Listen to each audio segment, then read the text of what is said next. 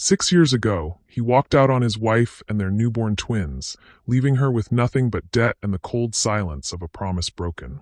While Martin built a new life as a successful real estate mogul with a glamorous fiancée, Charlotte worked double shifts and late nights, raising Eva and Malcolm on her own, with no help, no calls, and no visits.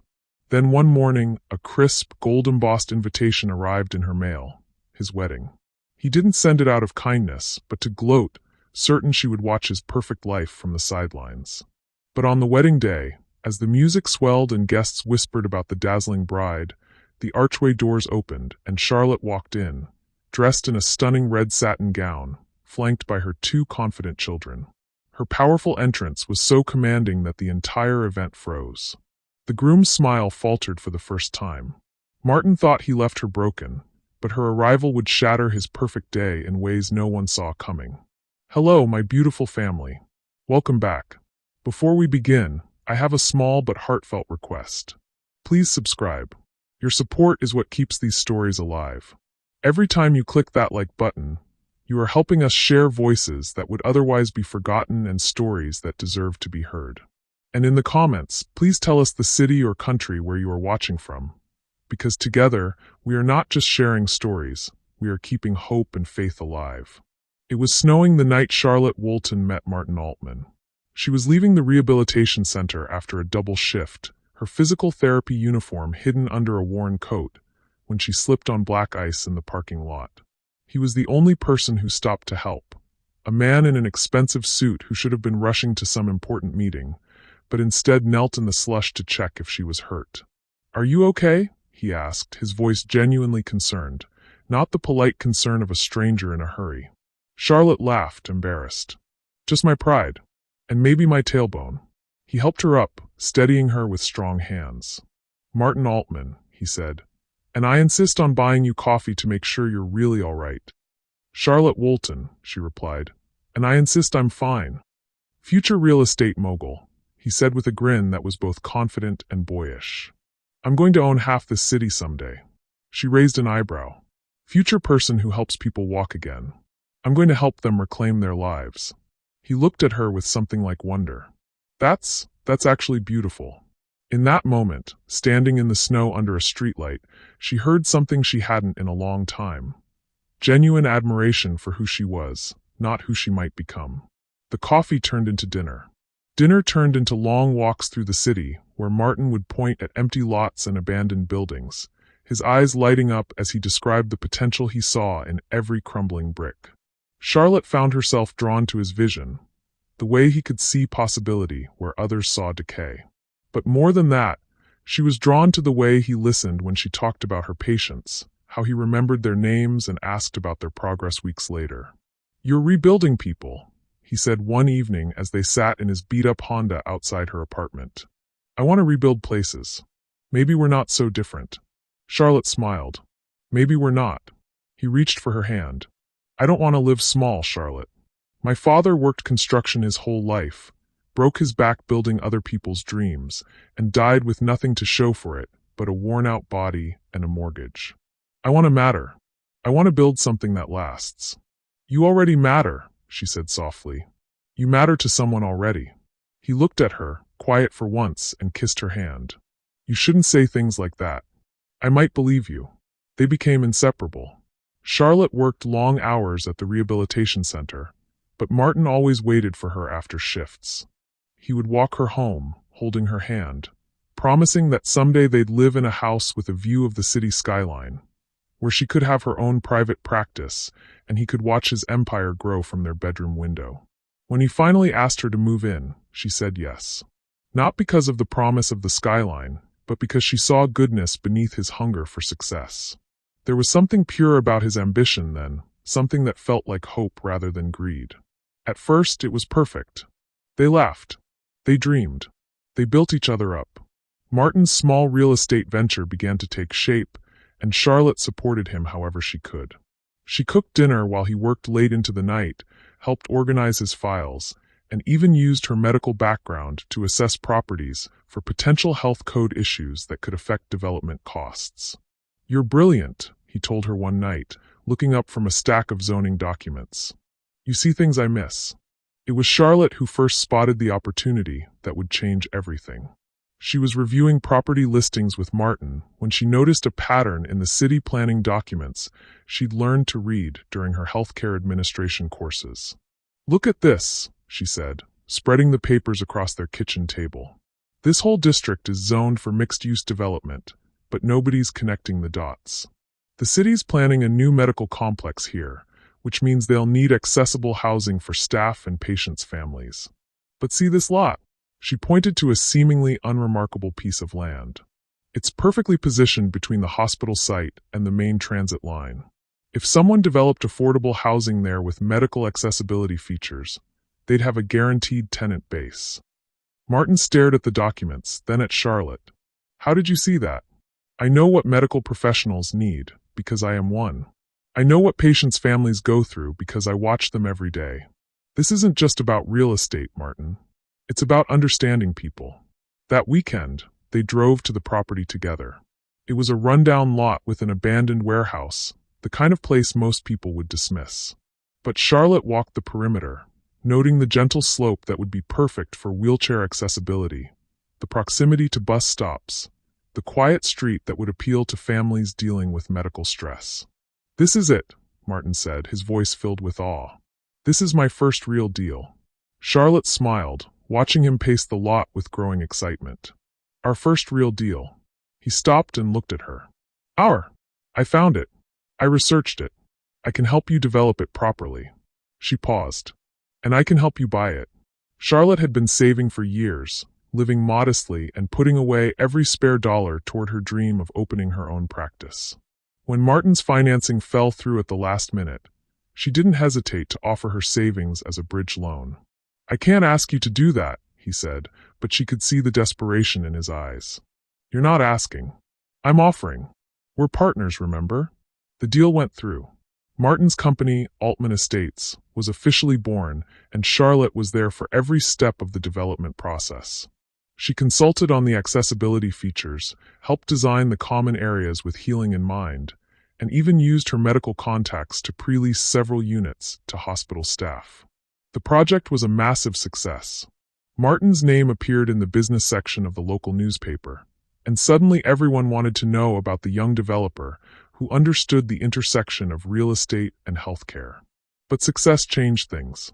Martin started spending more time at networking events and less time at their kitchen table. He bought expensive suits and traded his Honda for a BMW. He talked about positioning and market perception with the fervor he once reserved for their shared dreams. "Perception is everything in this business," he told Charlotte one evening, adjusting his new tie in their bathroom mirror. "People need to see success before they'll trust you with their money." Charlotte watched him from the bed, noting how he'd started using I instead of we when talking about the business. "What about substance? What about actually delivering on what you promise?" "Of course that matters," he said, but his tone suggested it was secondary. "But first, you have to look the part." The final warning came at a dinner party hosted by Richard Blackstone, Martin's new mentor and one of the city's most successful developers. Charlotte had been looking forward to meeting the man Martin spoke about with such reverence, but the evening felt wrong from the moment they arrived. Blackstone's penthouse was all marble and crystal, designed to intimidate rather than welcome. The other guests were older, wealthier, and they looked at Charlotte with the polite disinterest reserved for people they considered beneath their notice. "So you're the little nurse Martin's been hiding," said Vivian Blackstone, Richard's wife, her smile sharp as glass. "How refreshing to meet someone so grounded." "Physical therapist," Charlotte corrected gently. "I help people recover from injuries and surgeries." "How noble," Vivian continued. "Richard always says the service industry is the backbone of society. Someone has to take care of the rest of US, don't they?" Charlotte felt the sting but kept her composure. "Someone has to, yes." Later, as they mingled, Charlotte overheard Richard speaking to Martin in low tones near the bar. "She seems lovely, son, but you need to think about your image now. Investors want to see stability, success, the right kind of connections." "A nurse." "Physical therapist," Martin corrected, but his voice lacked conviction. "Right. Well, whatever she is, she's not exactly the kind of partner who opens doors in this business. You understand what I'm saying." Charlotte couldn't hear Martin's response, but she saw him nod slowly, his eyes distant. On the drive home, the silence between them felt different. Heavier. When Charlotte finally spoke, her voice was careful. Richard seems to have strong opinions about what kind of woman belongs in your world. Martin's hands tightened on the steering wheel. He's just looking out for me. He's been where I want to go. And where is that exactly? The top, Charlotte. I want to be the kind of developer who shapes cities, not just builds buildings. And you think I can't be part of that? Martin was quiet for a long moment. When he finally spoke, his words felt like the first crack in their foundation. I think we both need to be realistic about what this business requires. Charlotte stared out the window at the city lights, each one representing someone's home, someone's life, someone's dreams. She thought about the patients she'd helped walk again, the families she'd comforted, the difference she made every single day. Then she thought about marble penthouses and crystal chandeliers and the cold calculation in Richard Blackstone's eyes. For the first time since that snowy night when Martin had helped her up from the ice, Charlotte wondered if she really knew the man sitting beside her. And for the first time, she wondered if the foundation they'd built together was strong enough to support the weight of his ambitions. The snow had stopped falling that first night they met, but Charlotte couldn't shake the feeling that a different kind of storm was just beginning. Charlotte discovered she was pregnant on a Tuesday morning in March, standing in the bathroom of their shared apartment while Martin was in the shower, humming some tune he'd heard at another networking event. The two pink lines appeared so clearly there was no room for doubt, no need for a second test. She sat on the edge of the bathtub, holding the test with trembling hands, and for the first time in months, she felt pure, uncomplicated joy. She waited until Martin finished his shower, until he was standing at the mirror adjusting his tie. Another expensive one, this time navy silk with a subtle pattern that probably cost more than she made in a week. She watched him in the reflection, this man she loved, this man whose child she was carrying, and imagined how his face would light up when she told him. "Martin," she said softly, stepping behind him. "I have something to tell you." He glanced at her in the mirror, still focused on getting his tie perfectly straight. "Can it wait? I have that breakfast meeting with the Riverside investors in 20 minutes. It's important."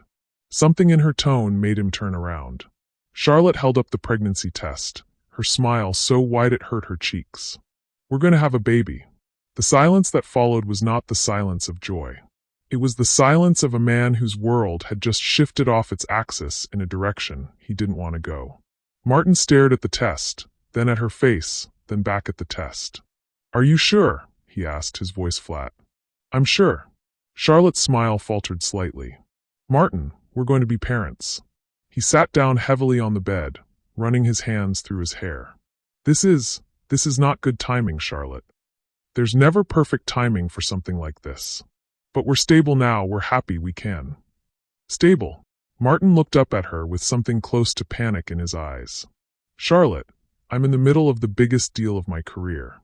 The Riverside project could set me up for life, but these investors are old school. They want to see focus, dedication, a man who's completely committed to success." Charlotte felt something cold settle in her stomach. "And having a family means you're not committed? It means I'm tied down. It means I have other priorities. It means I'm not the kind of man who can drop everything and fly to Chicago for a last-minute meeting or work 18-hour days when a deal needs closing." "Martin, listen to yourself.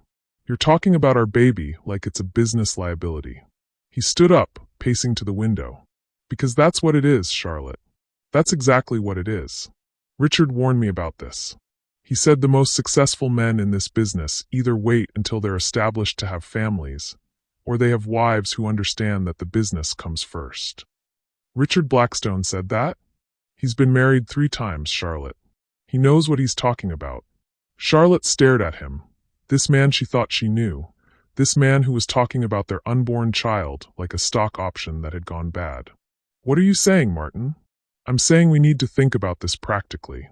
We need to consider our options." The word hung in the air between them like a blade. Charlotte felt her knees go weak, and she sat down on the bed where Martin had been sitting moments before. "Options," she repeated quietly. "Charlotte, I'm 28 years old. I'm on the verge of everything I've ever wanted. I can't. I can't let this derail everything we've worked for. Everything you've worked for, she corrected. And what we've worked for was supposed to include a future together. A family. That was before I understood what success really requires. Charlotte looked down at the pregnancy test still clutched in her hand. Get out. What? Get out. Go to your breakfast meeting.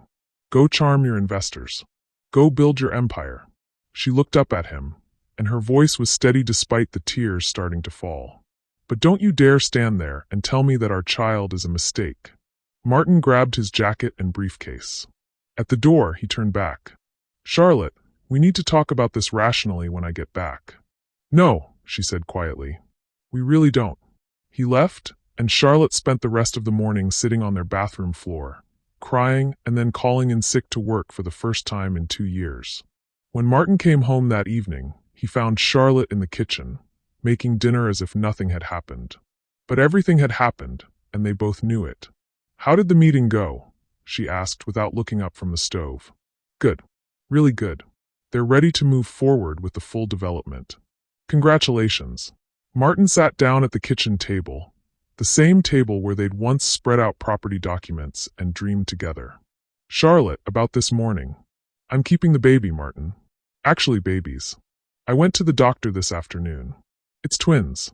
The fork Martin had been holding clattered to the floor. Twins. Twins. Charlotte turned to face him, her hand instinctively moving to her still flat stomach. 2 babies. Due in November. Martin's face went white. Charlotte, this changes everything. 1 baby was already. Already what? Already too much for your precious image. You don't understand the pressure I'm under. These investors, they're not just giving me money. They're giving me access to a world I've dreamed about my entire life. But that world has rules, Charlotte. It has expectations. And those expectations don't include a girlfriend who's a physical therapist and pregnant with twins? Martin was quiet for a long moment. When he spoke, his voice was different. Colder. Richard thinks I should consider my options carefully. He thinks I should consider what kind of life I really want. And what kind of life do you want, Martin? I want the life I've been working toward. I want to matter. I want to build something that lasts. What about us? What about our family? What about my future? Charlotte felt something break inside her chest. Something that had been cracking since that dinner party at the Blackstones' penthouse. Your future. Not our future. Charlotte. No. She turned back to the stove, her movements sharp and controlled. I understand now. I understand perfectly. The months that followed were a slow-motion disaster. Martin became increasingly distant, spending more time at the office, more time with Richard and the other developers, more time anywhere but home with Charlotte. He stopped asking about her doctor's appointments. He stopped talking about baby names or nursery colors. He stopped touching her growing belly. When Charlotte went into labor on a cold November night, Martin was at a conference in Atlanta. She called him from the hospital, her voice tight with pain and fear. Martin, it's time. The babies are coming. Now. But it's not supposed to be for another 2 weeks. Babies don't follow schedules, Martin. I need you here. Charlotte, I'm in the middle of the most important presentation of my career. Can't your sister? I need my partner, Martin. I need the father of my children. The line was quiet for a long moment. I'll try to catch the next flight. He didn't make it. Charlotte labored for 18 hours, her sister holding one hand while she gripped the hospital bed rail with the other. Eva was born first, small and perfect, and screaming with indignation. Malcolm followed 20 minutes later, quieter but just as perfect. Charlotte held her twins and felt a love so fierce it took her breath away. She also felt completely, utterly alone. Martin arrived 3 days later, not with flowers or balloons or the joy of a new father, but with the distracted air of a man checking an item off his to-do list. He looked at the babies through the nursery window like he was viewing someone else's children. They're small, he said. They're premature. But they're healthy. Good. That's good. He turned to Charlotte, and she saw something in his eyes that made her blood run cold. Charlotte, we need to talk. They went to her hospital room, where Charlotte sat on the bed still wearing her hospital gown, still sore and exhausted from bringing his children into the world. I've been thinking, Martin said, not sitting down, not touching her, not even looking at the babies sleeping in their bassinets. About us. About this situation. This situation? I can't do this, Charlotte. I can't be the man you need me to be, and the man I need to be for my career. Richard was right. I'm not ready for this kind of responsibility. Charlotte stared at him. You're leaving us. I'm choosing my future. We are your future. Eva and Malcolm and I were your family. No, Martin said quietly. You're my past. He left that day, and Charlotte didn't see him again for 6 years. But she did see his mother. Margaret Altman arrived at Charlotte's apartment 2 weeks after Charlotte brought the twins home, carrying an envelope and wearing the same cold smile Charlotte remembered from that first dinner. Charlotte, dear, you look tired. I have newborn twins, Mrs. Altman. Tired is the default setting. Margaret stepped into the apartment without being invited, her eyes taking in the modest furniture, the baby equipment crowding the small living room, the general chaos of new motherhood. I'll get straight to the point, Margaret said, pulling an envelope from her purse. Martin has a bright future ahead of him, a future that requires certain considerations. Charlotte looked at the envelope. What is that? A check. Enough to set you up somewhere nice, somewhere far from here. Enough to give those babies a good start in life. You're offering me money to disappear. I'm offering you a practical solution to an unfortunate situation. Charlotte took the envelope, opened it, and looked at the check inside. It was more money than she'd ever seen in one place.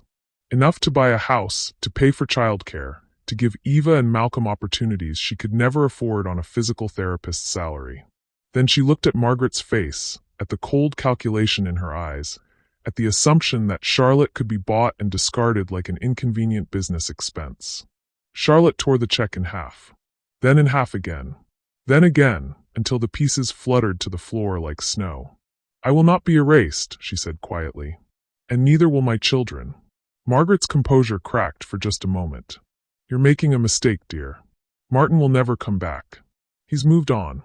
Then he's the one making the mistake, Charlotte said, opening the door. Because these children are the best thing he'll ever create, and he's choosing to throw them away. After Margaret left, Charlotte sat on her couch with Eva and Malcolm sleeping in her arms, surrounded by the torn pieces of a check that could have changed their lives. But not in the way that mattered.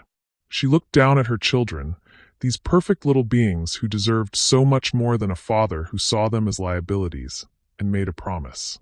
I will build us a life, she whispered. A life so strong, so beautiful, so unshakable that no one will ever be able to make us feel small again. Outside, it started to snow. The first 2 years after Martin left were a blur of survival that Charlotte would later remember in fragments. The sound of Eva crying at 3 in the morning while Malcolm slept peacefully beside her, the weight of exhaustion that settled into her bones like a permanent ache. The taste of instant coffee that had gone cold hours ago while she tried to balance checkbooks and feeding schedules, and the crushing reality that she was doing it all alone. Charlotte worked at the hospital during the day, her hands moving through familiar motions of helping patients regain their strength, while her own seemed to drain away with each passing hour. The irony wasn't lost on her. She spent her days teaching people to walk again while she could barely keep herself upright. Her supervisor, Mrs. Chun, was understanding about the occasional late arrival or the pump-and-dump sessions in the supply closet. But understanding didn't pay the bills that kept arriving with mathematical precision. Rent, utilities, daycare, formula when her milk supply couldn't keep up with feeding 2 growing babies. Diapers that seemed to disappear as quickly as she could buy them. The pediatrician visits that insurance covered partially, leaving her with co-pays that added up to grocery money she didn't have. So Charlotte took a second job cleaning offices at night. She would pick up Eva and Malcolm from daycare at 6, feed them dinner, put them to bed, and then drive to downtown office buildings where she would vacuum carpets and empty trash cans until midnight. The cleaning company paid cash, which meant she could buy groceries that week instead of waiting for her hospital paycheck to clear. Some nights, she would sit in her car in the parking garage of whatever building she was cleaning, eating a granola bar for dinner, and calculating how many more hours she needed to work to make rent. The math never seemed to add up right. There was always more month than money, always another expense she hadn't anticipated. Eva got an ear infection that required antibiotics. Malcolm had a growth spurt that meant new clothes. The car needed new tires. The apartment's heater broke in January, and the landlord took 3 weeks to fix it while Charlotte and the twins huddled under blankets, and she ran the oven with the door open to keep the kitchen warm. There were nights when Charlotte would stand in the shower, the only place she could cry without waking the babies, and let the hot water run over her face while she sobbed from exhaustion and fear and the bone-deep loneliness of carrying everything alone. She would think about Martin in his expensive suits, probably sleeping in a king-sized bed in some downtown high-rise, and wonder if he ever thought about the children he'd abandoned. If he ever wondered whether they had enough to eat or warm clothes, or someone to read them bedtime stories. But then Eva would wake up with a nightmare, or Malcolm would reach for her with his chubby hands, and Charlotte would remember why she was fighting so hard. They were worth every sleepless night, every aching muscle, every moment of doubt. They were hers, and she was theirs, and that was enough to keep going. As the twins grew from babies into toddlers, their personalities began to emerge like flowers pushing through concrete. Eva was quiet and observant, with dark eyes that seemed to take in everything around her. She would sit in her high chair during breakfast, watching Charlotte rush around the kitchen getting ready for work, and Charlotte could almost see the wheels turning in her little mind. Eva noticed when Charlotte was tired, when she was worried, when she was trying too hard to smile through the exhaustion. Malcolm was different, serious and protective in a way that broke Charlotte's heart. Even at 2 years old, he seemed to understand that their little family was fragile, that his mother was carrying too much weight. He would pat Charlotte's leg when she looked sad, or bring her his favorite stuffed animal when she was paying bills at the kitchen table. When Eva cried, Malcolm would toddle over and offer her his pacifier, even though he'd given up his own months earlier. They were her anchors and her motivation, these two small people who depended on her for everything. When Charlotte felt like giving up, she would look at them and remember that failure wasn't an option. They deserved better than a mother who quit when things got hard. By the time the twins turned 3, Charlotte had reached a breaking point she didn't want to admit.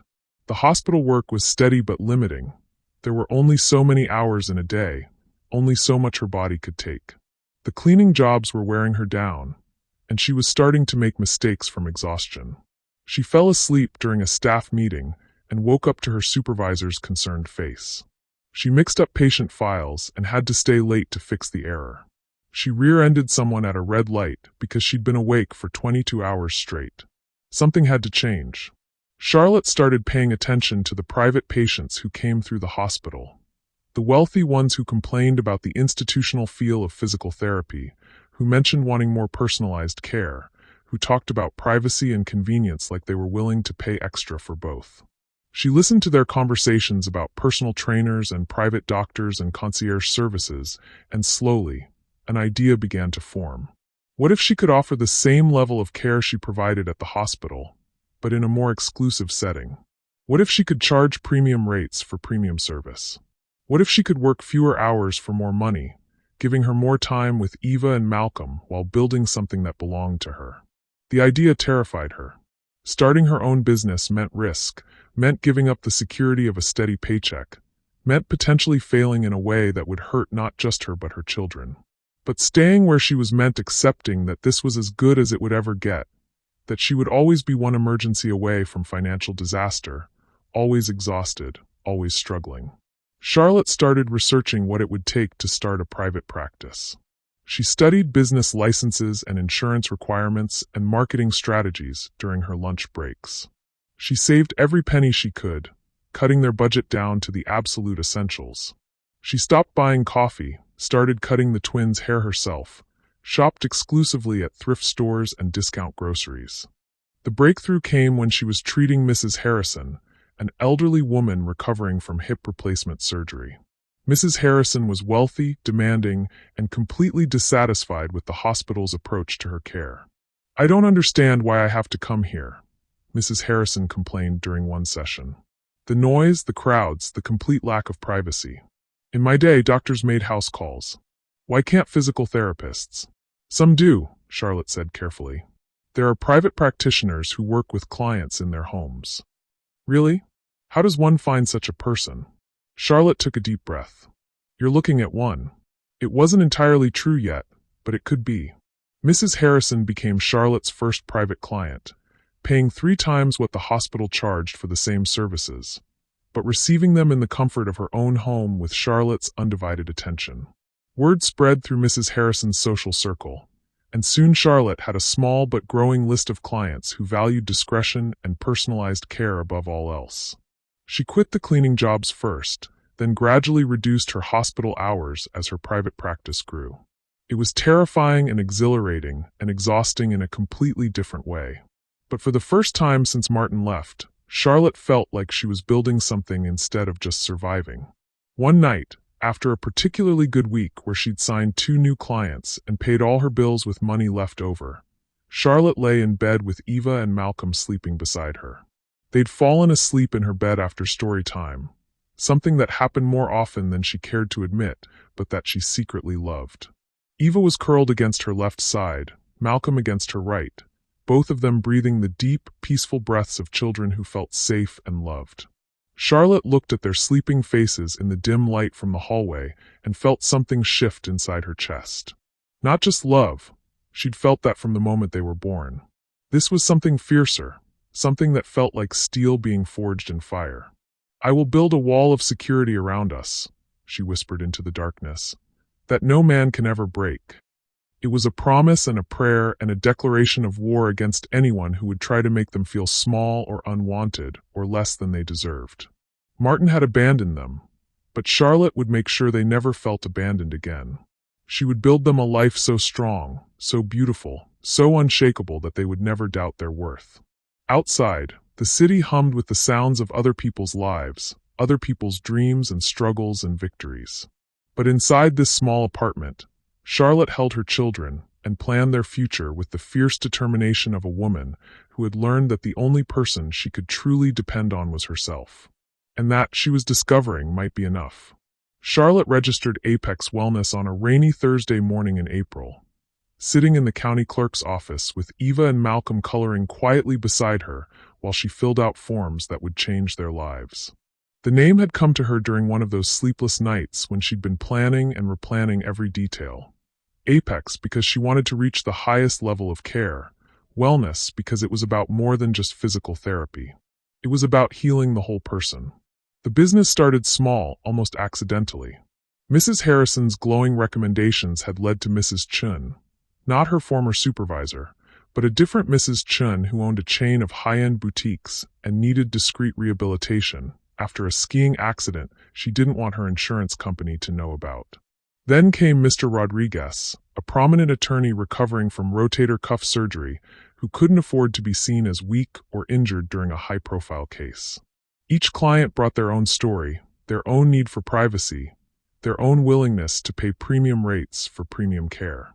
Charlotte quickly learned that wealthy people didn't just want good service, they wanted invisible service. They wanted to heal without anyone knowing they'd been broken. Charlotte's apartment became her first office.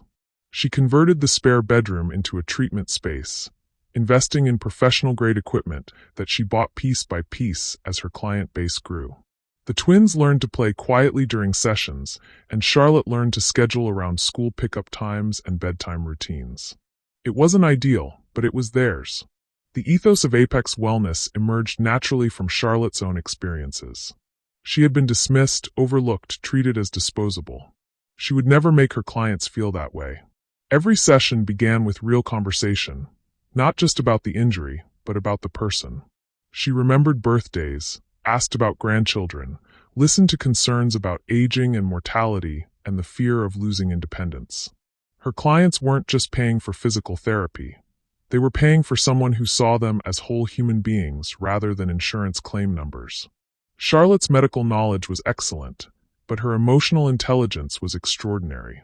She could read the subtle signs of depression that often accompanied physical injury, the anxiety that came with losing mobility, the grief that followed the realization that bodies don't heal the way they used to. Word spread through the quiet networks that connected the city's elite. Charlotte never advertised, she didn't need to. Her clients became her marketing department, recommending her to friends and family members who valued discretion above all else. Within 2 years, she had a waiting list. The breakthrough came when Margaret Whitfield called on a Tuesday evening, her voice tight with controlled panic. Mrs. Whitfield was the wife of a federal judge, and she needed someone who could help her husband recover from a stroke without anyone knowing he'd had one. The political implications were enormous. If word got out that Judge Whitfield was compromised, it could affect pending cases, his reputation, his legacy. "I need someone I can trust completely," Mrs. Whitfield said. "Someone who understands that discretion isn't just preferred, it's essential."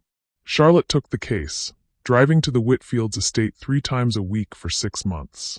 Judge Whitfield was a difficult patient, proud, stubborn, frustrated by his body's betrayal. But Charlotte worked with him patiently, helping him regain his speech, his fine motor control, his confidence. When he returned to the bench 9 months later, no one suspected he'd ever been anything but perfectly healthy. The Whitfields paid her more than she'd made in her entire first year at the hospital. More importantly, they introduced her to their circle. Other judges, politicians, business leaders who needed the kind of care that came with absolute confidentiality. Charlotte moved Apex Wellness out of her apartment and into a small, elegant office in the medical district. She hired a receptionist, invested in better equipment, created treatment rooms that felt more like luxury spas than clinical spaces. The twins, now 5, would do their homework in her office after school, and Charlotte's clients grew accustomed to seeing Eva's careful drawings on the reception desk and Malcolm's serious face as he worked through math problems. It was Malcolm who first noticed Mr. Grant. "That man looks sad," he whispered to Charlotte one afternoon, pointing to the elderly gentleman sitting in the waiting area. Mr. Grant was impeccably dressed despite his obvious frailty, his silver hair perfectly styled, his posture straight despite the walking cane beside his chair. But Malcolm was right. There was something deeply melancholy about him. Theodore Grant was 78 years old and recovering from a fall that had shattered his hip and, more devastatingly, his confidence. He'd been a titan of industry for 50 years, building a financial empire from nothing. But the fall had left him feeling mortal and vulnerable in ways he couldn't accept. "I don't need therapy," he told Charlotte during their first session. "I need to not be old." Charlotte smiled. "I can't help with the second part, but I might be able to help you feel less limited by the first." Mr. Grant was unlike her other clients. Where they sought privacy to protect their images, he seemed to crave genuine connection. He talked about his late wife, about the children who visited out of duty rather than love, about the loneliness of outliving most of his contemporaries. Charlotte found herself looking forward to their sessions, not just for the generous fee he paid, but for the conversations that ranged from business philosophy to literature to the changing nature of the city they both loved. 3 months into his treatment, Mr. Grant collapsed during a session. Charlotte was helping him with balance exercises when he suddenly grabbed his chest, his face going gray with pain. She immediately recognized the signs of a heart attack and called 911 while performing CPR until the paramedics arrived.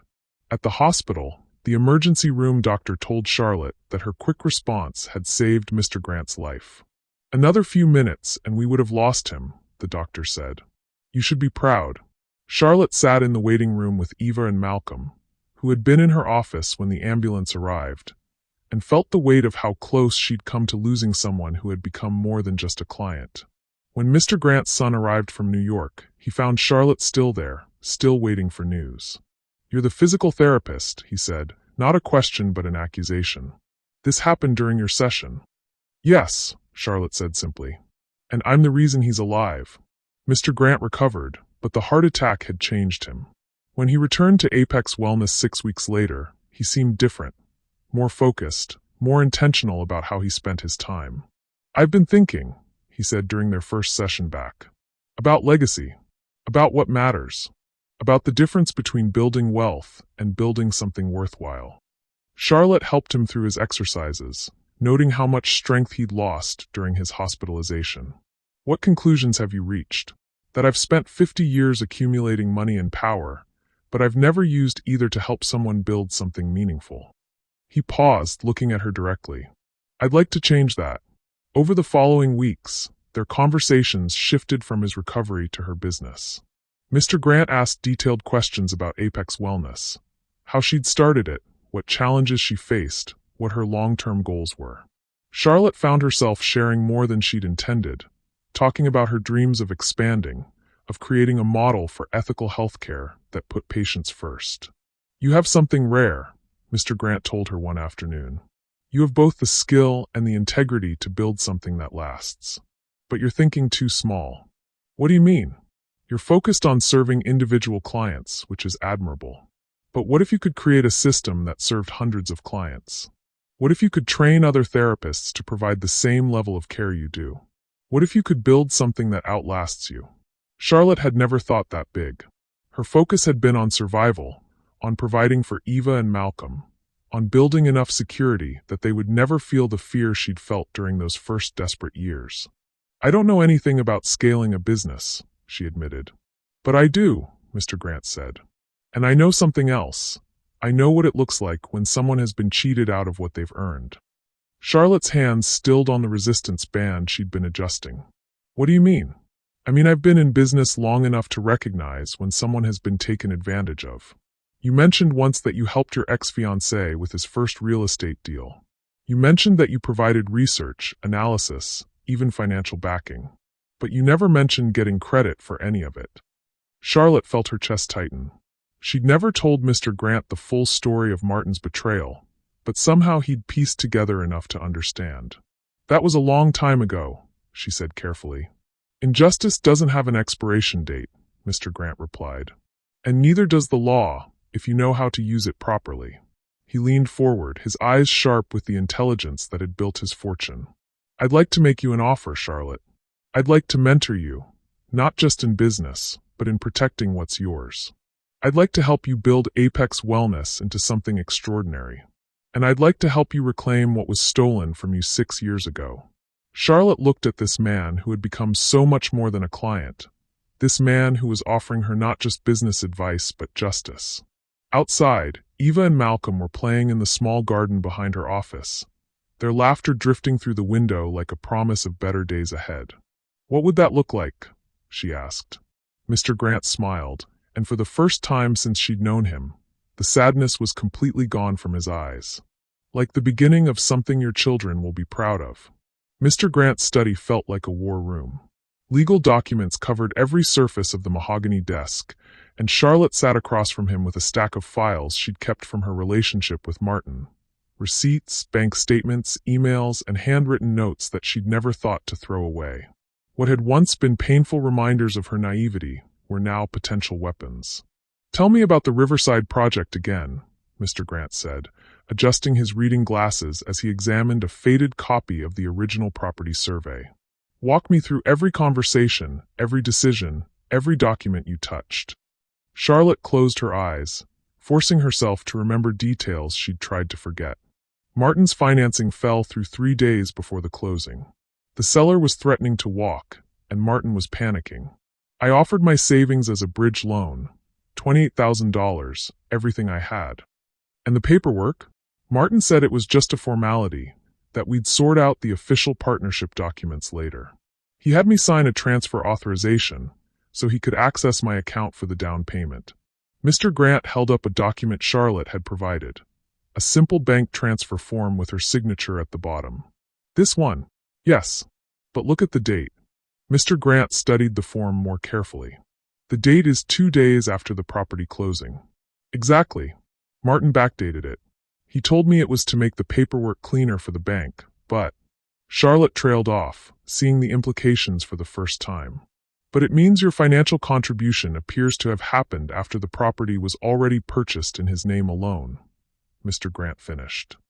"Which legally erases your claim to founding partnership status." They'd been meeting like this for 3 months, every Tuesday evening after Charlotte's last client left. Mr. Grant had connections throughout the city's legal community, and he'd quietly hired a team of researchers to dig into Martin's business practices. What they'd found was a pattern of careful manipulation. Not quite fraud, but a systematic exploitation of legal gray areas that allowed Martin to claim sole credit for work that had been collaborative. "There's more," Mr. Grant said, pulling out another file. "We found the original partnership agreement Martin drafted for the Riverside project. The one he never filed." Charlotte took the document with trembling hands. It was in Martin's handwriting, dated 3 weeks before the property closing, and it clearly outlined a 50-50 partnership between Martin Altman and Charlotte Woolton. Her name was there in black ink, recognizing her as co-founder of what would become Altman Estates. He wrote this. He wrote it, but he never filed it. Instead, he filed this. Mr. Grant handed her another document, a nearly identical partnership agreement, but with one crucial difference. Where Charlotte's name should have been, there was a signature she didn't recognize. Who is Rebecca Altman? Martin's cousin.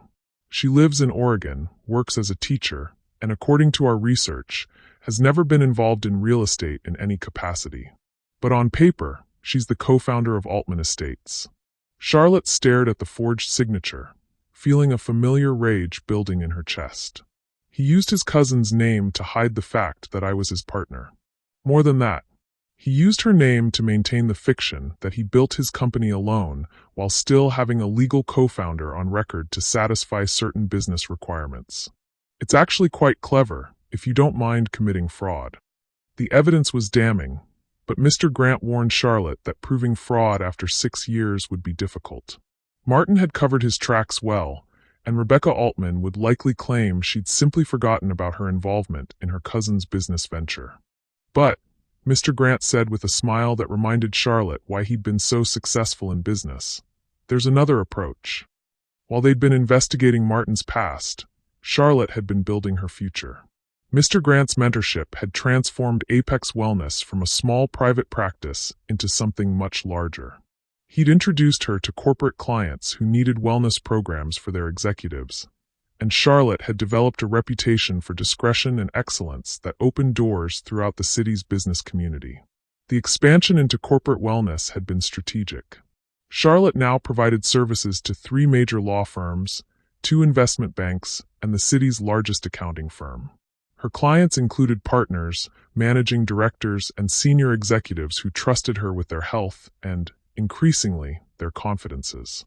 It was through these connections that Charlotte learned about Martin's current situation. Altman Estates had grown into one of the city's most successful development companies, with Martin as its celebrated CEO. He'd been featured on magazine covers, spoken at industry conferences, and was widely regarded as a visionary who'd built his empire from nothing. He's gotten comfortable, Mr. Grant observed during one of their Tuesday meetings. Success has made him careless. They'd been monitoring Martin's business activities through public records and industry publications. Altman Estates was preparing to go public, which meant increased scrutiny of the company's founding documents and ownership structure. Martin had been giving interviews about his bootstrap success story, emphasizing how he built the company with no help from anyone. He's rewriting history, Charlotte said, reading a recent profile in Business Weekly where Martin claimed to have started with nothing but a dream and a willingness to work harder than anyone else. He's also creating legal exposure, Mr. Grant replied. Every time he claims sole credit for founding the company, he's making statements that can be challenged in court. And if we can prove those statements are false. The plan they developed was elegant in its simplicity. Rather than trying to prove fraud, which would require criminal prosecution and a high burden of proof, they would file a civil claim for partnership recognition and asset recovery. Charlotte's original financial contribution, her intellectual property, and her uncredited work on the Riverside project gave her a legitimate claim to founding partnership status. The beauty of this approach, Mr. Grant explained, is that we don't need to prove criminal intent. We just need to prove that you were a founding partner who was improperly excluded from the company's ownership structure. Charlotte's corporate wellness work had given her access to some of the city's best attorneys, and Mr. Grant had quietly retained a team of lawyers who specialized in partnership disputes. They'd been building the case for months, gathering evidence, interviewing witnesses, and preparing for what would be a very public legal battle. Meanwhile, Martin remained oblivious to the storm gathering around him. Charlotte occasionally saw mentions of him in the business press, attending charity galas, announcing new developments, posing with his glamorous fiancée at society events. He seemed to have convinced himself that his past was buried, that Charlotte and the twins were just an unfortunate chapter in his success story. He thinks he's untouchable, Charlotte said, looking at a photo of Martin and his fiancée at a recent fundraiser. They looked perfect together, wealthy, attractive, successful. The kind of couple that graced magazine covers and inspired envy. Powerful men often do, Mr. Grant replied. They start to believe their own mythology. Martin has told the story of his self-made success so many times that he's forgotten it's not entirely true. The final piece of their strategy involved timing. Martin's wedding was scheduled for June, just 2 months before Altman Estates was set to go public. The IPO would make Martin incredibly wealthy, but it would also make the company's ownership structure a matter of public record. If we're going to act, it needs to be soon, Mr. Grant said. Once the company goes public, the legal landscape becomes much more complicated. Charlotte looked at the invitation that had arrived the previous week, gold embossed, expensive, mocking in its casual cruelty. Martin hadn't just invited her to watch his triumph. He'd invited her to witness the final erasure of their shared history. He wants me to see him win, Charlotte said quietly. Then let's make sure he sees you win instead, Mr. Grant replied. They spent the next month finalizing their legal strategy. The partnership claim would be filed the morning of Martin's wedding, ensuring maximum publicity and minimum opportunity for Martin to respond privately. The evidence was overwhelming: bank records, the original partnership agreement, testimony from witnesses who remembered Charlotte's involvement in the Riverside project. "Are you ready for this?" Mr. Grant asked during their final planning session. "Once we file these documents, there's no going back. Martin will fight this with everything he has." Charlotte thought about Eva and Malcolm, now 6 years old and thriving despite everything they'd been through. She thought about the life she'd built from nothing, the business she'd created through her own skill and determination. She thought about all the nights she'd worked while Martin slept, all the sacrifices she'd made while he climbed toward success on the foundation she'd helped him build. "I've been ready for 6 years," she said. "I just didn't know it yet." Outside Mr. Grant's study, the city sparkled with lights from 1,000 windows, each one representing someone's dreams, someone's struggles, someone's hope for a better tomorrow. In 2 weeks, Martin would stand at an altar and promise to love and honor his new wife, surrounded by the wealth and status he'd built on Charlotte's uncredited contributions.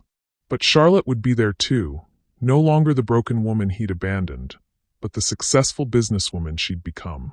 And she would have something Martin had never expected her to possess: the power to take back what had always been hers.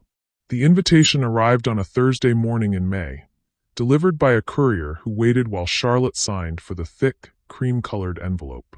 Eva and Malcolm were eating breakfast at the kitchen table, arguing quietly about whether cereal counted as a proper meal, when Charlotte opened the envelope and felt her world tilt sideways. The invitation itself was everything she'd expected: gold embossing on heavy cardstock, elegant script announcing the marriage of Martin James Altman to Victoria Elizabeth Pemberton. The venue was the Rosewood Estate, the kind of place that charged more for a single event than most people made in a year. The guest list would be a who's who of the city's elite, all gathered to celebrate Martin's perfect life with his perfect bride. But it was the handwritten note tucked behind the formal invitation that made Charlotte's hands shake with rage. "Charlotte," it read in Martin's familiar handwriting, "I thought you might enjoy seeing how things turned out. You're welcome to attend, if you found suitable care for the kids. I'm sure you understand that children wouldn't be appropriate for an event of this caliber. Looking forward to seeing you there. M." Charlotte read the note 3 times, each reading making her angrier than the last. The casual cruelty of it, the assumption that she would be desperate enough to attend his wedding, the dismissal of Eva and Malcolm as inconveniences that needed to be managed. It was Martin distilled to his essence. "Mom!" Eva's voice cut through Charlotte's fury. "You look upset. Is everything okay?" Charlotte looked at her daughter, this serious 6-year-old who noticed everything and worried about things no child should have to worry about. Eva had inherited Charlotte's observational skills and her father's intensity, creating a child who seemed older than her years. "I'm fine, sweetheart," Charlotte said, folding the invitation and slipping it back into the envelope. "Just some business correspondence." Malcolm looked up from his cereal, his dark eyes, so much like Martin's, studying Charlotte's face with the same intensity Eva had shown. "Was it bad news?" "Not bad news," Charlotte said carefully. "Just complicated news." The twins exchanged a look that Charlotte had seen before, the silent communication that happened between them when they sensed something was wrong but didn't know how to help. It broke her heart that they'd learned to read her moods so carefully, that they'd developed this protective instinct at such a young age. That evening, after the twins were in bed, Charlotte called Mr. Grant. "It arrived," she said without preamble. "The invitation?" "The invitation and a personal note that makes it clear this isn't about celebration. It's about humiliation." Mr. Grant was quiet for a moment. "What did it say?" Charlotte read him the note, her voice steady despite the anger still burning in her chest. When she finished, Mr. Grant sighed. "He's trying to provoke you," he said. "He wants you to react emotionally, to do something that makes you look unstable or vindictive." "Well, he's succeeded in provoking me." "Good. Anger can be useful if you channel it properly." Charlotte looked out her living room window at the city lights, thinking about Martin somewhere out there, probably in his penthouse apartment, probably congratulating himself on his clever little psychological warfare. "I'm going," she said. "Charlotte, I'm going, and I'm taking Eva and Malcolm with me." "That's exactly what he doesn't want you to do. He's trying to isolate you, to make you feel like you don't belong in his world." "Then he's made a tactical error," Charlotte said, her voice growing stronger. "Because I'm not the broken woman he left 6 years ago. And my children aren't inconveniences to be hidden away. They're my strength." The next morning, Charlotte sat Eva and Malcolm down for a conversation she'd been dreading for years. They were in the living room, the twins on the couch with their weekend cartoons paused on the television, Charlotte in the chair across from them. "I need to tell you something," she began, "about your father." Eva and Malcolm went very still. They'd asked about their father before, of course, but Charlotte had always given them vague answers about him being away or busy with work. She'd told herself she was protecting them, but she was starting to realize she'd been protecting herself. "His name is Martin," Charlotte said. "Martin Altman. And he's getting married next month." "Is that why you were upset yesterday?" Eva asked. "Because of the invitation?" Charlotte nodded. "Partly. But also because he wrote something unkind about you too. He suggested that you wouldn't be welcome at his wedding." Malcolm's face darkened with an anger that looked disturbingly familiar. "Why doesn't he want us there?" "Because he's forgotten what's important," Charlotte said carefully. "He's forgotten that family matters more than appearances." "Is he why you cry sometimes?" Eva asked quietly. "When you think we're asleep?" Charlotte felt her throat tighten. She thought she'd been so careful, so strong in front of them.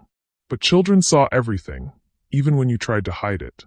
"Sometimes," she admitted. "But not because I miss him. Because I'm sad that he's missing out on knowing you. You're the most wonderful children in the world, and he's chosen not to be part of your lives." "Are we going to the wedding?" Malcolm asked. Charlotte looked at her son, this serious little boy who'd appointed himself her protector, and made a decision that felt like stepping off a cliff. "Yes," she said. "We're going to the wedding." "Why?" Eva asked. "If he doesn't want us there, why would we go?" Charlotte knelt down in front of the couch, taking both of their hands in hers. "Because sometimes, when someone tries to make you feel small, the best response is to show them how big you've become." That afternoon, Charlotte called Mr. Grant and told him about her conversation with the twins. "You're sure about this?" he asked. "Bringing them to the wedding will create a spectacle. It will be in all the papers." "Good," Charlotte said. "Let it be in the papers. Let everyone see that Martin Altman abandoned his children and then tried to pretend they didn't exist." "And you're prepared for the legal battle that will follow?" Charlotte thought about the documents they'd prepared, the evidence they'd gathered, the case they'd built over months of careful investigation. She thought about the partnership agreement with her name on it, the bank records showing her financial contribution, the witnesses who remembered her role in Martin's first success. "He wants me to watch him win," she said. "I'm going to show him what losing looks like." Mr. Grant chuckled, a sound that held both admiration and anticipation. "In that case, we should discuss strategy. If you're going to make a public statement, we need to make sure it's the right statement." They spent the next hour planning every detail of Charlotte's appearance at the wedding. The legal documents would be filed that morning, ensuring that Martin would be served with papers just hours before his ceremony. The media would be alerted to the partnership dispute, guaranteeing coverage of what would otherwise be a private society wedding. "The timing is crucial," Mr. Grant explained. We want maximum impact with minimum opportunity for Martin to respond. By the time he realizes what's happening, it will be too late to stop it. Charlotte felt a calm settle over her that she hadn't experienced in years. For so long, she'd been reacting to Martin's choices, struggling to overcome the obstacles he'd created. But now, for the first time, she was the one making the moves. What about the children? Mr. Grant asked. Are you sure you want them to see this? Charlotte thought about Eva and Malcolm, about the questions they'd asked and the strength they'd shown. They deserved to see their mother fight for what was right. They deserved to know that sometimes, when someone tries to erase you, the best response is to make yourself impossible to ignore. They need to see this, she said. They need to know that we don't hide from people who try to diminish us. We face them. That night, Charlotte stood in her closet, looking at the red dress she'd bought for the occasion. It was bold, elegant, impossible to overlook. Everything Martin's note had suggested she shouldn't be. She thought about walking into that wedding, about the moment when Martin would see her and realize that his attempt to humiliate her had backfired spectacularly. Tomorrow, Martin would expect to see the broken woman he'd abandoned. Instead, he would see the successful businesswoman she'd become, flanked by the children he'd rejected, carrying the legal documents that would destroy his carefully constructed mythology. Charlotte smiled, hanging the dress back in the closet. Tomorrow, Martin Altman would learn that some people don't stay buried. Some people rise. The Rosewood estate looked like something from a fairy tale, if fairy tales were written by people who measured love in dollars and status in square footage. White silk draping fluttered between towering oak trees, and crystal chandeliers hung from temporary pavilions that probably cost more than most people's houses. The guest list read like a directory of the city's most powerful families. Politicians, real estate moguls, investment bankers, and society matrons who treated charity galas like competitive sports. Charlotte sat in her car at the edge of the estate's circular drive, watching the last of the guests make their way toward the ceremony site. Through her rearview mirror, she could see Eva and Malcolm in the back seat, both dressed in their finest clothes. Eva wore a navy blue dress with a white collar that made her look like a young diplomat, while Malcolm was sharp in a charcoal suit that Mr. Grant had insisted on buying for him. Are you nervous, Mom? Eva asked, her voice carrying that careful concern that had become too familiar. No, sweetheart, Charlotte said, checking her lipstick in the mirror one final time. I'm ready. And she was. The red dress fit her perfectly. Elegant, sophisticated, impossible to ignore. It was the color of confidence, of power, of a woman who refused to be diminished. Her hair was swept up in a classic chignon, and she wore the pearl earrings that had been her grandmother's, the only jewelry she'd kept when she'd sold everything else during those desperate early years. The legal documents had been filed that morning, just as Mr. Grant had planned. By now, Martin would have been served with papers outlining Charlotte's partnership claim and the evidence supporting it. He would know that his carefully constructed narrative was about to crumble, but there would be nothing he could do to stop it. Not today. Not in front of all these people. Remember what we talked about, Charlotte said, turning to face the twins. We walk together. We hold our heads high. And we show everyone that we belong wherever we choose to be. Malcolm nodded solemnly, straightening his tie with the seriousness of a much older child. Are we going to meet him? Our father. Yes, Charlotte said. You're going to meet him. The ceremony was already underway when they approached the outdoor pavilion. Charlotte could hear the string quartet playing something classical and romantic, could see the backs of hundreds of guests seated in white chairs arranged in perfect rows. At the front, beneath an archway of white roses and baby's breath, Martin stood in an expensive tuxedo next to his bride. Victoria Pemberton was everything Charlotte had expected. Tall, blonde, elegant in the way that only came from generations of privilege. Her wedding dress probably cost more than Charlotte made in 6 months, and she wore it with the unconscious grace of someone who had never doubted her place in the world. She was beautiful, poised, and completely oblivious to the storm that was about to break over her perfect day. Charlotte took Eva's hand on one side and Malcolm's on the other, and they walked toward the ceremony together. The guests were all facing forward, focused on the bride and groom, which meant Charlotte's approach went unnoticed at first. She chose her moment carefully, waiting until the officiant asked if anyone had reason why the couple should not be wed. The traditional pause that followed was Charlotte's cue. She stepped into the center aisle, her red dress a bold slash of color against the sea of pastels and neutrals. The effect was immediate and electric. Heads turned, whispers started, and the string quartet faltered as the musicians noticed the disturbance. Charlotte walked slowly, deliberately, her children flanking her like an honor guard. Eva's hand was steady in hers, but Charlotte could feel Malcolm's slight tremor of nervousness. She squeezed his hand reassuringly as they made their way down the aisle, every step measured and purposeful. The whispers grew louder as guests recognized the drama unfolding before them. This wasn't a late arrival or a wedding crasher. This was something much more significant. Charlotte could hear fragments of conversation. Who is that? Why is she here? Those children look just like. Martin saw her when she was halfway down the aisle. Charlotte watched his face change from confusion to recognition to something that might have been panic. His perfect composure cracked for just a moment, and she saw the man she'd once loved. The one who'd been capable of fear and vulnerability before success had hardened him into something else. Victoria noticed her groom's distraction and turned to see what had captured his attention. Her face went pale when she saw Charlotte and the children, though she clearly didn't understand what was happening. Charlotte stopped about 10 feet from the altar, close enough that everyone could see her clearly, close enough that her presence couldn't be ignored or dismissed. The silence that followed was deafening, 300 of the city's most powerful people holding their collective breath. Martin stepped forward, his voice low and tight with controlled fury. You weren't invited to make a scene. Charlotte smiled, the expression calm and confident. I chose a better seat. The officiant, a distinguished man in his 60s who had probably performed hundreds of society weddings, looked between Charlotte and Martin with growing alarm. Perhaps we should. Continue, Charlotte said pleasantly. Don't let me interrupt. I'm just here to witness this momentous occasion. But the damage was already done. The ceremony had been derailed, the perfect moment shattered by Charlotte's presence.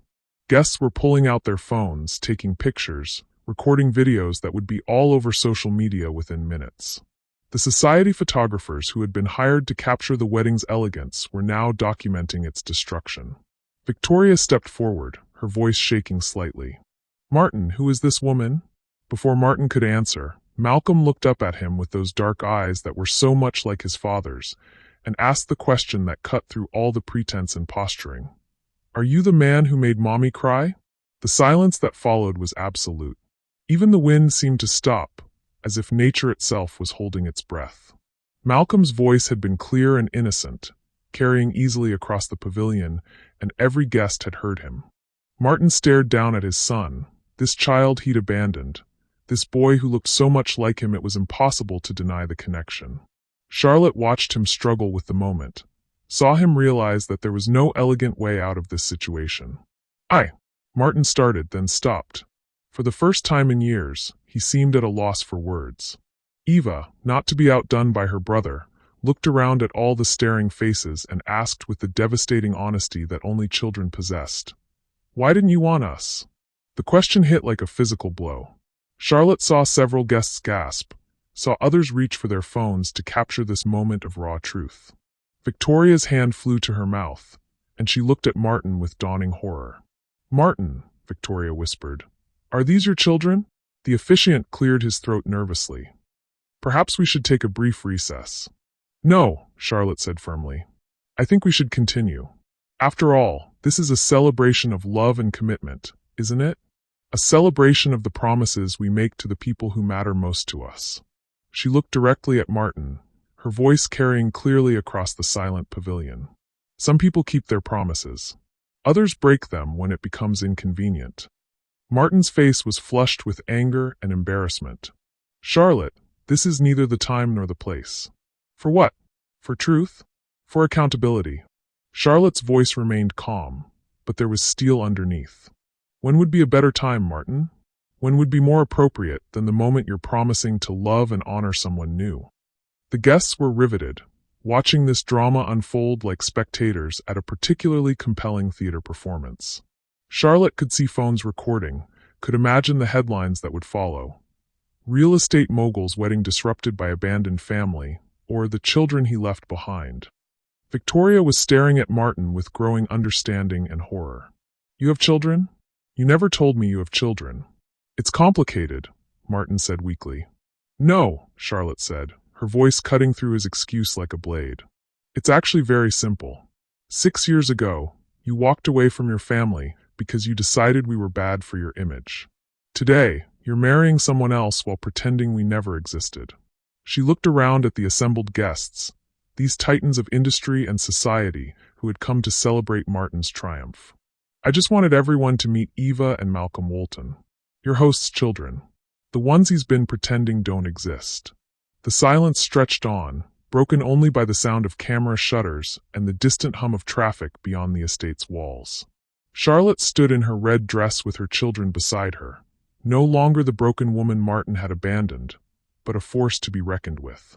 And Martin, for all his success and status and carefully constructed image, looked exactly like what he was. A man who had built his empire on a foundation of lies, finally facing the truth he'd tried so hard to bury. The silence stretched like a taut wire, ready to snap. Charlotte could feel the weight of 300 pairs of eyes on her, could sense the collective held breath of the city's elite as they waited to see what would happen next. Martin stood frozen at the altar, his perfect composure finally cracking under the pressure of truth. Charlotte reached into her small clutch and withdrew a cream-colored envelope, the same expensive paper stock as the wedding invitations, but containing something far more devastating than party details. Reverend Morrison, she said, addressing the officiant with the calm authority of someone who had spent years dealing with difficult situations. I have something that needs to be entered into the public record. Since we're all gathered here as witnesses to promises and commitments, this seems like the perfect venue. The Reverend looked between Charlotte and Martin, clearly out of his depth. I'm not sure this is appropriate. It's perfectly appropriate, Charlotte said, stepping forward and placing the envelope in his hands. These are legal documents that concern Mr. Altman's business practices. Specifically, his founding of Altman Estates and the partnership he's been denying for 6 years. Martin's face went white. Charlotte, don't do this here. Where would you prefer, Martin? In private, where you can spin the story and control the narrative. Where you can make me disappear again. Charlotte's voice carried clearly across the pavilion. No, I think transparency is exactly what this situation requires. The Reverend opened the envelope with trembling hands, his eyes widening as he scanned the documents inside. Charlotte had made sure the key points were highlighted, impossible to miss even for someone with no legal training. These appear to be partnership agreements, the Reverend said uncertainly. The original partnership agreement for the Riverside Development Project, Charlotte confirmed. The project that launched Altman Estates. The project that Martin has claimed for 6 years he developed entirely on his own. A murmur ran through the crowd. Several guests were recording everything on their phones, and Charlotte could see the society photographers capturing every moment. This would be front-page news by tomorrow morning. Victoria stepped forward, her wedding dress rustling against the flower petals scattered on the ground. Martin, what is she talking about? Before Martin could answer, a familiar voice cut through the tension from the back of the pavilion. She's talking about fraud, my dear. Every head turned to see Theodore Grant walking slowly down the center aisle, his silver-headed cane tapping against the stone pathway. He was impeccably dressed in a charcoal suit, his bearing dignified despite his age, and Charlotte had never been more grateful to see anyone in her life. Mr. Grant, Martin said, his voice strained. This is a private ceremony. Nothing about this is private anymore, son, Mr. Grant replied, continuing his measured walk toward the altar. Not when legal documents have been filed with the county clerk this morning. Not when injunctions have been served. Not when the truth is finally coming to light. He reached Charlotte's side and nodded to Eva and Malcolm, who looked up at him with the familiarity of children who had spent many afternoons in his study while their mother worked. Ladies and gentlemen, Mr. Grant said, his voice carrying the authority of someone who had commanded boardrooms for 50 years. I'm Theodore Grant, and I've had the privilege of mentoring Ms. Woolton as she built her business over the past 2 years. I've also had the privilege of helping her uncover the truth about how Altman Estates was really founded. The crowd was completely silent now, hanging on every word. Charlotte could see Martin's investors in the front rows, their faces growing increasingly concerned as they began to understand the implications. 6 years ago, Mr. Grant continued, Charlotte Woolton provided the intellectual property, financial backing, and strategic planning that made the Riverside development possible. She was, by any legal definition, a founding partner of what became Altman Estates. That's not true, Martin said desperately. I built this company myself. With her money, Mr. Grant interrupted. With her research. With her connections to the medical community that made the project viable. And then you systematically erased her from the record, using forged documents and backdated paperwork to claim sole credit. He pulled out his own set of documents, holding them up for the crowd to see. These are copies of the original partnership agreement, in Martin's own handwriting, clearly establishing Charlotte as a 50% partner. These are bank records showing her $28,000 contribution to the down payment. And these are the forged documents that replaced her name with that of Martin's cousin, who has never been involved in real estate and was completely unaware her name was being used. The murmur from the crowd grew louder. Charlotte could see several of Martin's business associates pulling out their phones, probably calling their lawyers. The implications were staggering. If Charlotte had a legitimate claim to founding partnership status, it could affect every deal Altman Estates had made since. Furthermore, Mr. Grant continued, his voice growing stronger, as of this morning, the Riverside property, the cornerstone asset of Altman Estates, is under legal injunction pending resolution of this partnership dispute. Which means, Martin, that the company you've been claiming as your sole creation is no longer entirely yours. He turned to face Martin directly, and Charlotte saw something almost like pity in his eyes. The company is no longer yours, Martin. It's ours. The effect was immediate and devastating. Victoria stared at Martin with dawning horror, finally understanding that the man she was about to marry had built his empire on lies and stolen credit. Several investors were already heading for the exits, their phones pressed to their ears. The society photographers were having a field day, capturing every moment of Martin's public destruction. You're lying, Martin said, but his voice lacked conviction. This is all lies and manipulation. The documents are public record as of this morning, Mr. Grant said calmly. Anyone can verify them. In fact, I encourage everyone here to do exactly that. Victoria's face had gone from pale to flushed with anger. She looked at Martin, then at Charlotte and the children, then back at Martin. You told me you built everything yourself. You told me you were self-made. I am. You told me you'd never been married, never had children. Victoria's voice was rising, her composure finally cracking. You made me believe I was the first woman you'd ever loved enough to build a life with. Victoria, please let me explain. Explain what? That you're a liar? That you abandoned your children? That you stole credit for work that wasn't yours? Victoria's voice carried across the pavilion, and Charlotte could see guests recording every word. What happened next was swift and decisive. Victoria drew back her hand and slapped Martin across the face with enough force that the sound echoed off the pavilion walls. The crack of palm against cheek was followed by absolute silence. I will not marry a man who abandons his children, Victoria said, her voice shaking with rage. I will not tie my name to someone who builds his success on lies. She turned and walked away, her wedding dress trailing behind her like a white flag of surrender. Her bridesmaids hurried after her, leaving Martin standing alone at the altar. The shock of Victoria's departure seemed to break something in the crowd. Margaret Altman, Martin's mother, who had been sitting in the front row looking increasingly distressed, suddenly swayed in her chair. I can't breathe, she gasped, and then collapsed, her elegant hat tumbling to the ground. The scene descended into chaos. Guests rushed to help Margaret while others continued filming. Martin stood frozen, watching his perfect day disintegrate around him. The photographers were capturing everything, his abandoned stance at the altar, his mother being helped by paramedics who had been called from the estate's security team, the empty space where his bride had been standing moments before. Charlotte watched it all with a calm that surprised her. She felt no joy in Martin's destruction, no satisfaction in his public humiliation. She felt only the quiet peace that came with justice finally being served. Mom, Eva said quietly, tugging on Charlotte's dress. "Can we go now?" Charlotte looked down at her daughter, this wise little girl who had watched her father's world crumble without flinching. "Yes, sweetheart. We can go now." They turned to leave, Mr. Grant walking beside them, when a reporter pushed through the crowd. "Ms. Woolton, can you comment on today's events? What was your goal in coming here?" Charlotte paused, looking back at Martin one last time. He was surrounded by flashing cameras and shouting reporters, his perfect image finally shattered beyond repair. "I came to take back what was already mine," she said simply. "Nothing more, nothing less." As they walked away from the ruins of Martin's wedding, Charlotte heard something unexpected: quiet applause.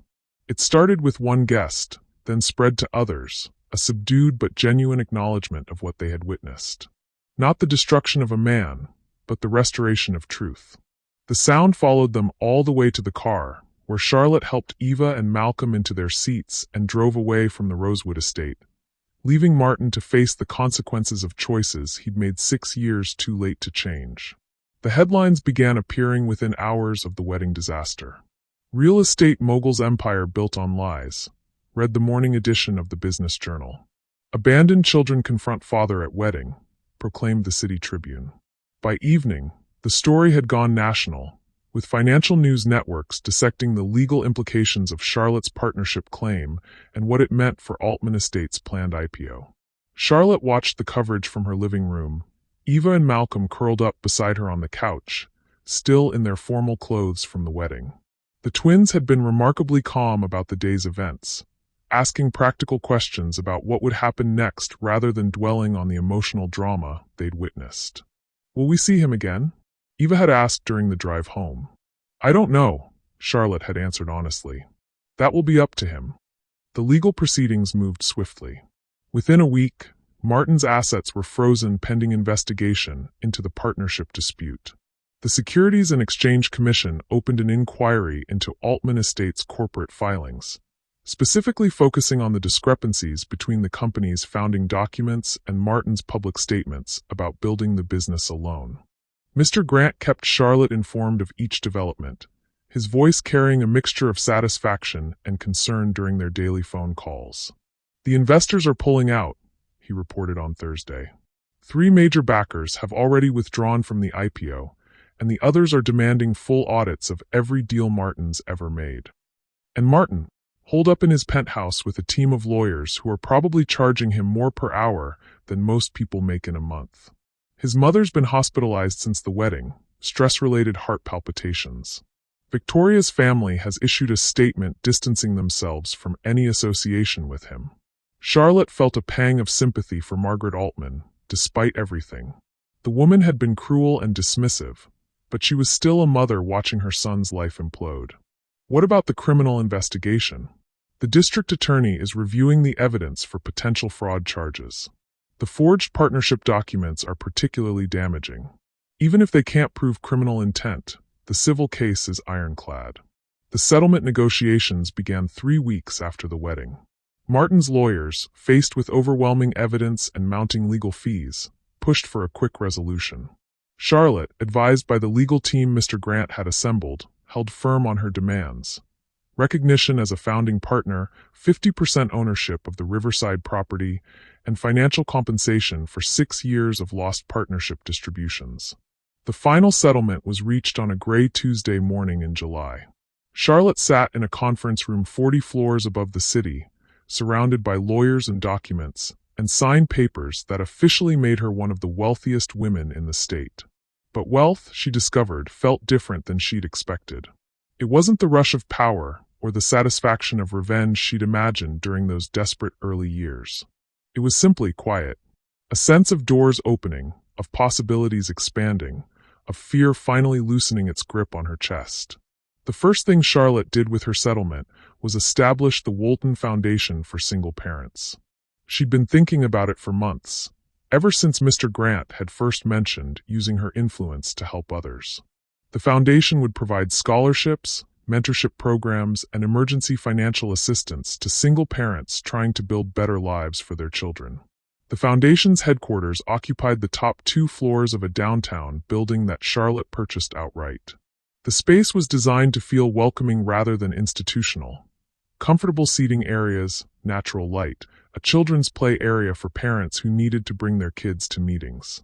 Charlotte hired a small but dedicated staff, many of them single parents themselves who understood the challenges the foundation aimed to address. The scholarship program launched first, providing funding for education and job training.